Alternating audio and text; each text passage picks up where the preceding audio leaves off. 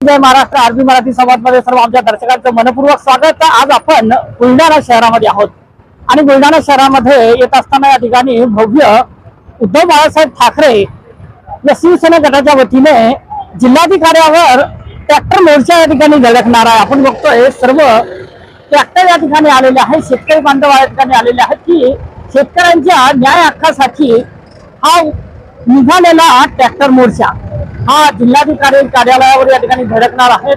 याचे नेतृत्व या ठिकाणी करणार आहेत आदरणीय प्राध्यापक नरूभाऊ खेडेकर, शिवसेनेच्या प्रवक्त्या या ठिकाणी सौ जयश्रीताई शेळके, जालिंदरजी बुधवट, तसाच आमदार सिद्धार्थजी खरात असतील, जालिंदर बुधवट असतील, अनेक शिवसैनिक पदाधिकारी नेते या ठिकाणी उपस्थित आहेत। हे समक्षम चित्र या ठिकाणी आपण बुलढाणा शहरामधील या ठिकाणी शेतकऱ्यांच्या विविध समस्यांसाठी उद्धव बाळासाहेब ठाकरे शिवसेना गटाच्या वतीने बुलढाणा जिल्हाधिकाऱ्यालयावर भव्य ट्रॅक्टर मोर्चा, जिल्ह्यातून संपूर्ण शेतकरी बांधव व महिला भगिनींनी मोठ्या संख्येने उपस्थिती या भव्य ट्रॅक्टर रॅलीला दिली।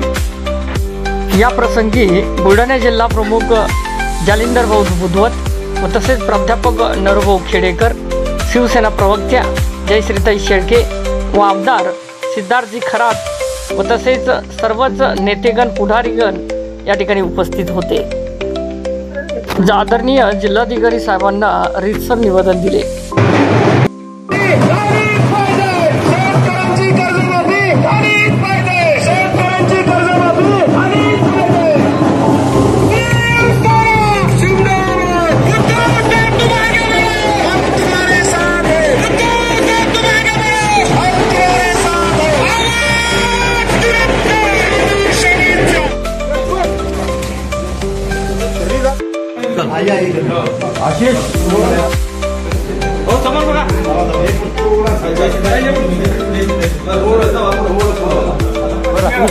या विश्वासघातकी महायुतीच्या सरकारने निवडणुकीपूर्वी हे आश्वासन दिलं होतं की आम्ही निवडून आल्यानंतर शेतकऱ्यांचा सातबारा कोरा करू।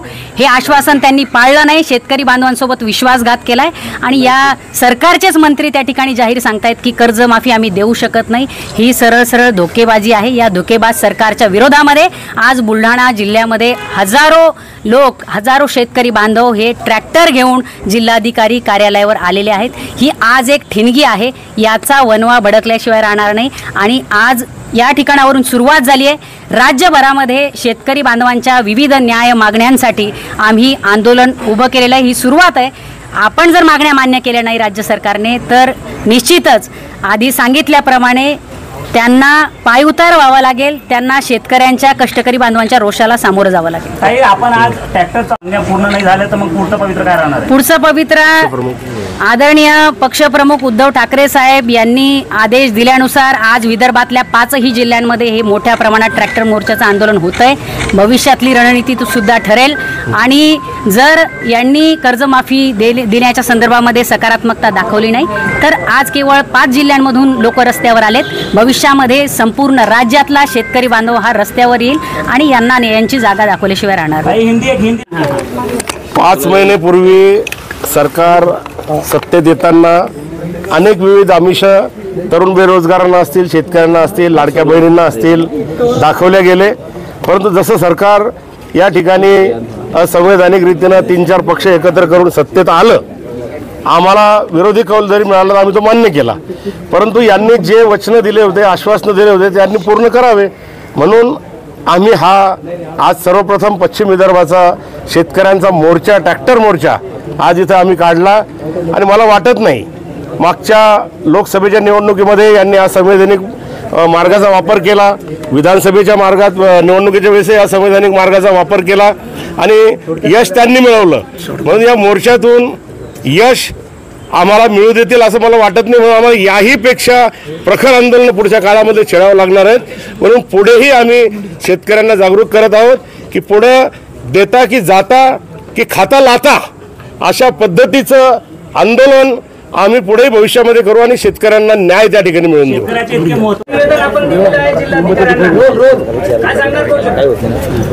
संपूर्ण शेतकऱ्याची कर्जमाफी या ठिकाणी झाली पाहिजे।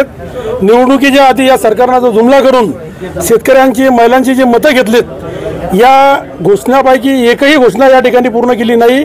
म्हणून संपूर्ण पश्चिम विदर्भात 5 जिल्ह्यात आज शिवसेना उद्धव बाळासाहेब ठाकरेच्या वतीनं शेतकऱ्याच्या विविध मागण्यासाठी जिल्हाधिकारी कार्यालयावर हा भव्य मोर्चा या ठिकाणी आम्ही काढला आणि शेतकऱ्याच्या न्याय हक्कासाठी सातत्यानं आम्ही या ठिकाणी लढत राहू।